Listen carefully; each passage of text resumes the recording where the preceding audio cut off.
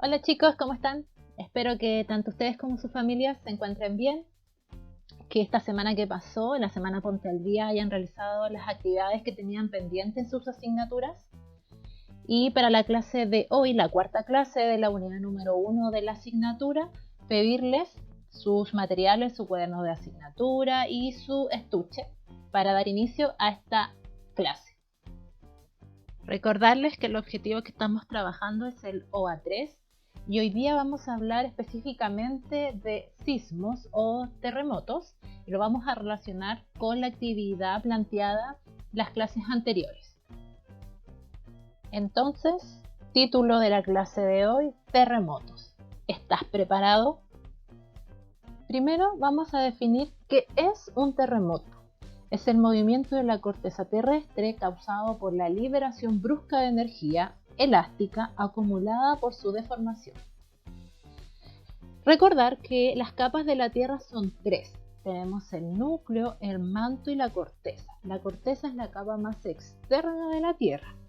Y también recordar que es energía elástica, es aquella energía almacenada que resulta de aplicar una fuerza para deformar un objeto.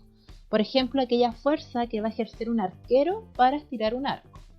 Muy importantes son los conceptos de hipocentro y epicentro. El hipocentro es el lugar donde se produce el terremoto y también se le conoce como foco y se localiza a varios kilómetros de profundidad. El epicentro es el punto en la superficie de la Tierra que se encuentra sobre la proyección vertical o la recta del hipocentro. Y es aquí donde se producen los mayores daños. La energía liberada en la ruptura de la falla se propaga mediante ondas sísmicas que recorren grandes distancias por la superficie y por el interior de la Tierra. Existen tres tipos de ondas sísmicas en un terremoto. La sacudida de terremoto no es continua, sino que se produce en varios tipos de ondas y se registran en distintos momentos, ya que viajan a diferentes velocidades. Las primeras en llegar son las ondas de tipo P, ¿ya? Que se mueven como un acordeón. Luego las ondas S llegan en segundo lugar y viajan como las ondas en una cuerda. Finalmente llegan las ondas de superficie, ya que son comparables al tambor de una lavadora y son las que acaban de rematar la destrucción iniciada por los tipos de ondas anteriores.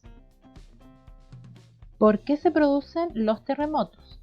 Los continentes y los océanos están cambiando de forma y lugar desde hace millones de años y el movimiento de estas masas gigantes está el origen de los terremotos. Para dar respuesta a esta pregunta debemos hacer un recordatorio de aquellos contenidos que nosotros vimos en séptimo básico. Hace millones de años atrás existía un único y supercontinente denominado Pangea.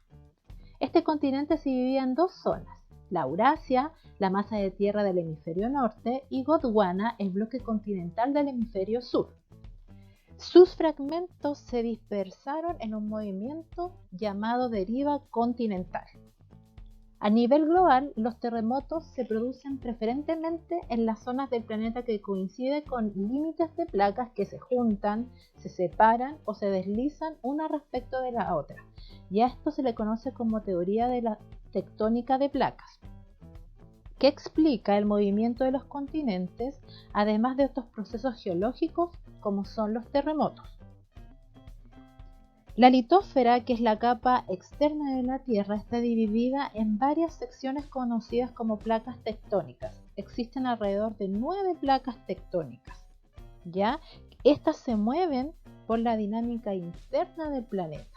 Por ejemplo, nuestro país se encuentra entre las placas número 4, que es la placa de Nazca, y la número 5, que es la placa sudamericana. Pero, ¿qué es lo que impulsa el movimiento de estas placas tectónicas? Para eso debemos recordar las capas de la Tierra. La Tierra posee un núcleo sólido y denso y muy caliente y su temperatura supera los 6.000 grados Celsius. Lo rodea el manto, que también es sólido pero se puede deformar, ¿ya? Y presenta zonas de diferente viscosidad y temperatura. Y finalmente, sobre esta última se sitúa la litósfera. Esta capa es la que forma las placas tectónicas, ¿ya? La diferencia de temperatura en el manto específicamente causa flujos descendentes y ascendentes, o sea, de arriba a abajo, lo que genera el movimiento de las placas. Estas placas se desplazan a una velocidad del orden de centímetros al año, impulsadas por la energía interna de la Tierra. Y a pesar de estas velocidades tan pequeñas, las masas que se mueven son tan grandes, tan formidables, que la liberación de la energía acumulada puede producir terremotos destructores. ¿Cómo se evalúan los terremotos? Los terremotos se valoran por la cantidad de energía que liberan, su magnitud y por los efectos que producen, su intensidad. La magnitud expresa la cantidad de energía liberada y se calcula a partir de las ondas sísmicas que se registran y se expresa frecuentemente en la escala de Richter. En cambio, la intensidad expresa los efectos que produce el terremoto y depende de la distancia al epicentro, el tipo de onda y las características del terreno. Y esta se expresa en la escala de Mercalli. Esta imagen, extraída de la ONEMI, que es la Oficina Nacional de Emergencias del Ministerio de Interior, representa la percepción sísmica en la escala de Mercalli. Es una escala que va de la intensidad 1 a la intensidad 12. Los de color verde representan la menor intensidad, los de color amarillo de intensidad mediana y los de color rojo son los de intensidad alta, de mayor intensidad. Por ejemplo, una intensidad 7 se experimenta dificultad para mantenerse en pie, se percibe en automóviles en marcha y también pueden caer trozos de estructura.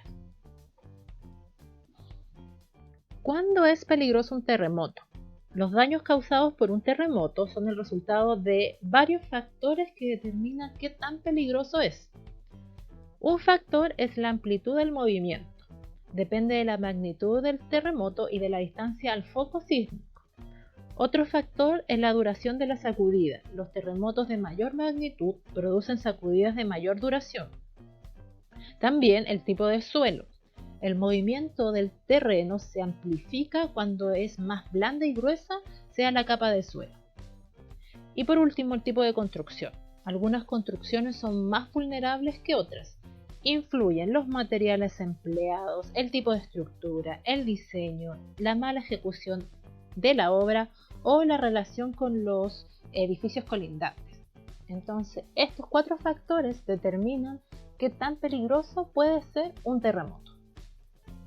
Y por último, ¿qué hacer ante un terremoto?